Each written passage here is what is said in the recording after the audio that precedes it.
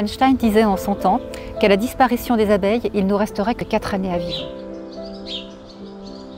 Je m'appelle Stéphanie Villadance, je suis apicultrice professionnelle sur le canton de Genève, mais avant d'être professionnelle, j'avais des abeilles.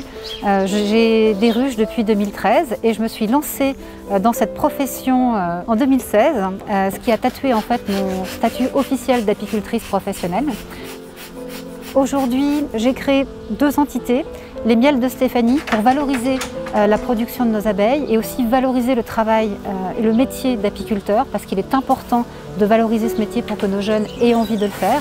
Et en parallèle, j'ai créé la fondation Arche des abeilles, parce que pour moi l'un ne va pas sans l'autre.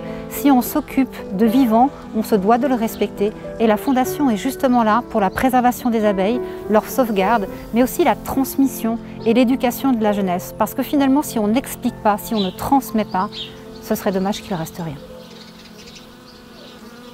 Dans mon activité, on me dit qu'il ne faut pas que je sois inquiète si je perds mes colonies à hauteur de 30% en travaillant en bio. Alors moi, ce chiffre me fait toujours très mal, parce que 30% c'est 3 ruches sur 10, c'est 3 vies sur 10, et oui, ce sont des pertes qui sont douloureuses. Elles sont au centre de notre écosystème, puisqu'elles régulent la biodiversité sur notre planète. À la disparition des abeilles, on aurait beaucoup de peine à avoir des fruits et des légumes, puisqu'elles pollinisent à hauteur de 80% les fruits. Les fleurs sauvages vont aussi produire des feuilles, ces feuilles vont libérer de l'oxygène, et c'est finalement tout un cycle qui va être impacté par le déclin et le devenir des abeilles. C'est ce pourquoi on se doit aujourd'hui vraiment de les protéger. La Fondation a pour rôle de les sauvegarder, de les préserver. Ça ne veut pas dire mettre des ruches en masse sur notre canton. Ça veut juste dire prendre le temps de bien s'en occuper. L'apiculture, on dit que c'est 80% d'observation et 20% de pratique.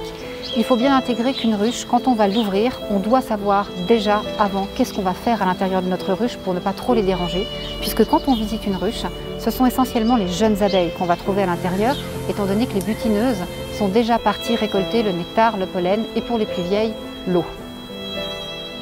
Quand je vais ouvrir une ruche, je vais contrôler qu'elle est en bon état sanitaire, qu'il n'y a pas de maladie, que les abeilles aillent bien, que les ressources soient suffisantes nécessaires, que la reine a assez de place pour pouvoir se développer et pondre les abeilles qui deviendront à leur tour des ouvrières et des butineuses.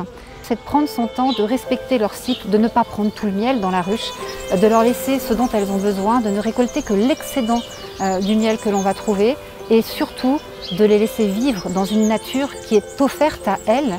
Et elles nous donnent tellement avec la pollinisation des fleurs qu'on se doit encore une fois de les protéger, de les respecter.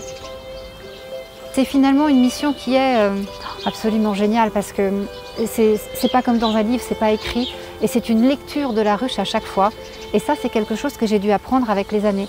Ce n'est malheureusement pas inné, j'aurais adoré que ce le soit, mais il m'a fallu un petit peu de temps pour ressentir l'énergie en fait de chaque ruche.